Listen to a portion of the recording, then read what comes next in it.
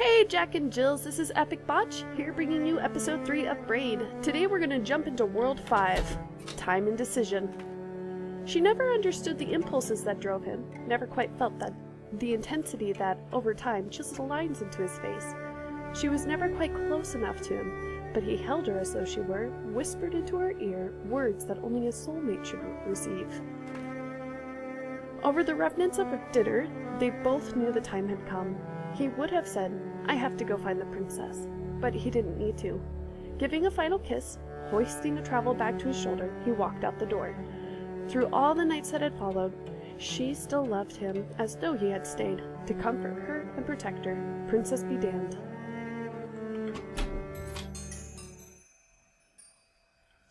We have yet another new ability in World 5. We have a Shadowed Doppelganger. Or Mimic, whatever you'd prefer to call it. With this new ability, we will often have to go one place, wait a little bit, perform an action, and reverse time, so that our doppelganger then does the action for us.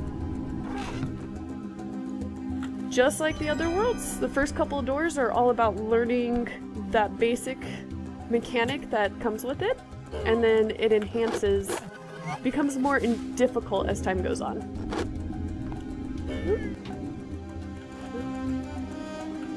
I find it very interesting that in this second door here is very intense music, and then we have, not only is the level not named on this one, but the music is a lot more mellow. It's very disjointed. So with this puzzle, we are going to use our doppelganger to distract the mimic. Come up here, get the puzzle piece. Let's see if it would be even useful. Actually, now that I think about it, we always had the puzzle piece on that particular one. So we're gonna grab this key and jump.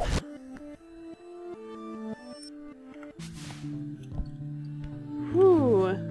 We have a very limited time to perform this particular puzzle, as if you were looking at Tim's mimic, or doppelganger, he started pulsing. That'll happen, and he'll become lighter and pulse faster, which means that he's coming to the end of his action.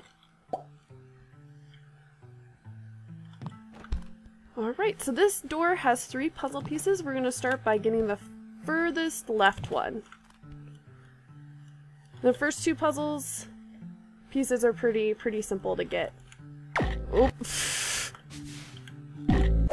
Hi, let's actually land on... I'm sorry guys, this isn't that hard. There we go. Now we're gonna... Ooh.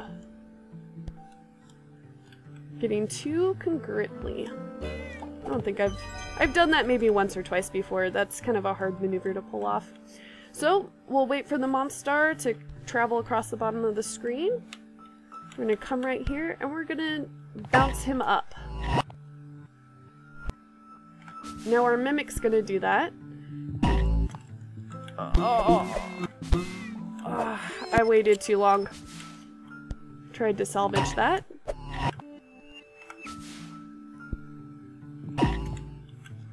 There we go. You have to hit him after the apex, but of his bounce, but if you wait too long, you don't get the height that you need.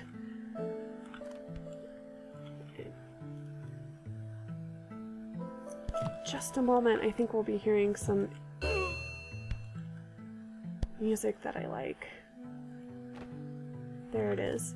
The music in this door and the last door remind me of a saxophone piece that I've played before. It's called Picnic at the Marine, and it's like a 7-movement piece with a saxophone and piano, where it tells, quote-unquote, tells the story of driving from Paris to go have a picnic and then driving back. And I think one of the movements in that piece really makes me think of this song. Or this song makes me think of that movement.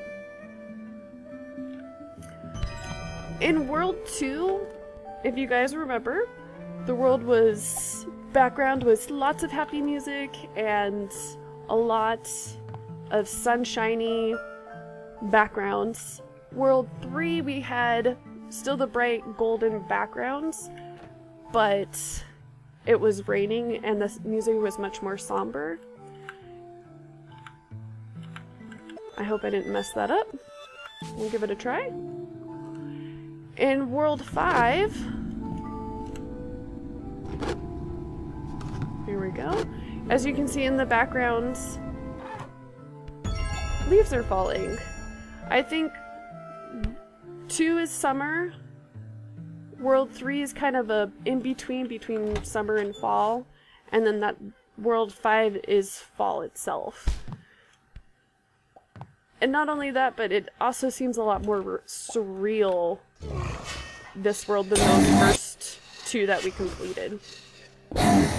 Alright, so just like World 3, we have another boss. He functions pretty much the same way, except instead of being irreversible, we affect him with our doppelganger and the shadows of the chandelier. Oh boy. Hi there. There we go.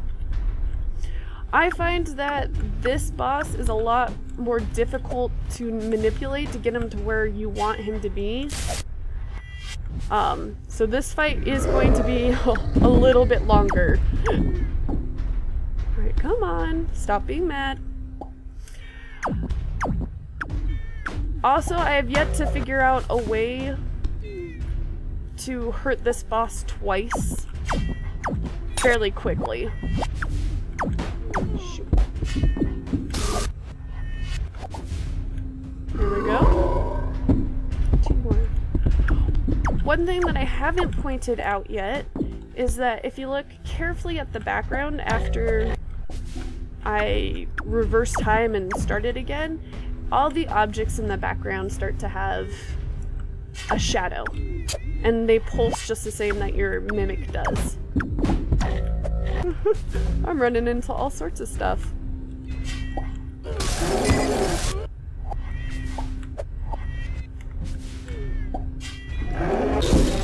Uh-oh!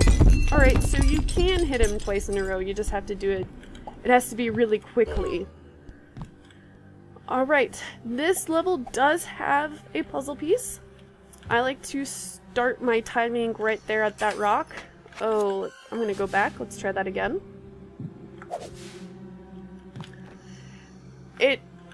Every time I do it, I have the timing just right. Play around if you're playing through with me. I suggest, you know, if that timing doesn't work for you, find a timing that does. Now that switch is going to raise up this platform, which, like we saw in the second puzzle piece of, no, the first puzzle piece of door 2, it would have gone down really quickly. I believe when I first played through Braid, this was the puzzle that I really detested the most. It's actually a lot simpler than it looks. We're gonna use our mimic to hit that first door and then unlock the second door. But you have to time it just right so that your mimic hits the door and your key doesn't. Otherwise you have to go back through the door and try it again.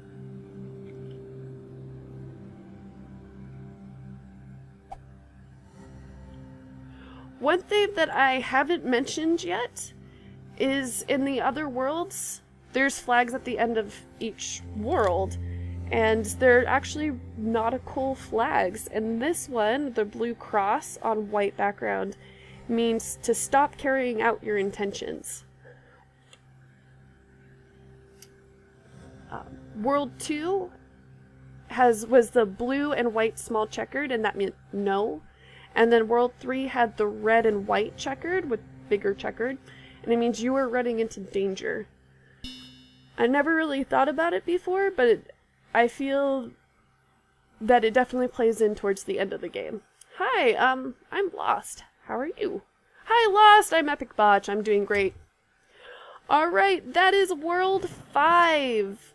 As you can see, I still haven't put any of the puzzle pieces together in any of the worlds. I'm going to wait till the end to do that. And in the next episode, we're going to go ahead and jump into World 4. Alright, thank you, Jack and Jills, for joining me. I hope if you like this episode, go ahead and give me a thumbs up. If not, stick around. Hopefully I can change your minds. Have a great day!